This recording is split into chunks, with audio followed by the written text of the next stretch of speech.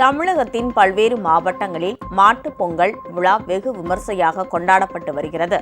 அந்த வகையில் திருவாரூரில் உள்ள சாய் பசு மடத்தில் உள்ள கால்நடைகளை குளிப்பாட்டி மலர் மாலை அணிவித்து மஞ்சள் சந்தனம் பூசி மரியாதை செய்யப்பட்டது. பின்னர் கால்நடைகளுக்கு தீபாராதனை காட்டி வழிபாடு செய்யப்பட்டது. பின்னர் சூரிய பகவானுக்கு பொங்கல் வைத்து வழிபாடு செய்யப்பட்டது. இதில் சிறியவர்கள் முதல் பெரியவர்கள் வரை ஏராளமானோர் கலந்து கொண்டு சுவாமி தரிசனம் செய்தனர்.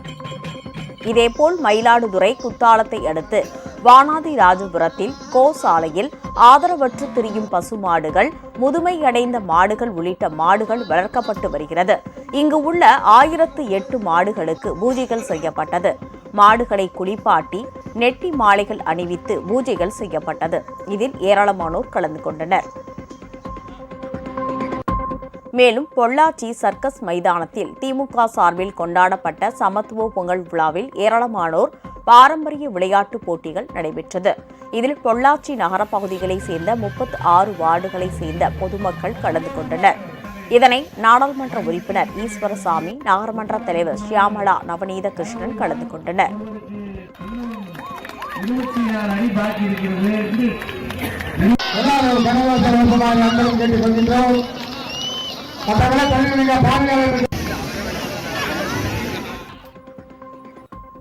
கரூர் மாவட்டம் குப்பத்தை அடுத்த வேலம்பாளையம் கிராமத்தில் பொங்கல் பண்டிகையை முன்னிட்டு விவசாய பணிகளுக்கு பேர் உதவியாக திகழும் கால்நடைகளுக்கு மாலை அணிவித்து அலங்காரம் செய்தும் பூஜைகள் செய்தும் வழிபட்டனர். பின்னர் கோவில் காளைகளை வீடு வீடாக அழைத்து சென்று வழிபாடு செய்தனர்.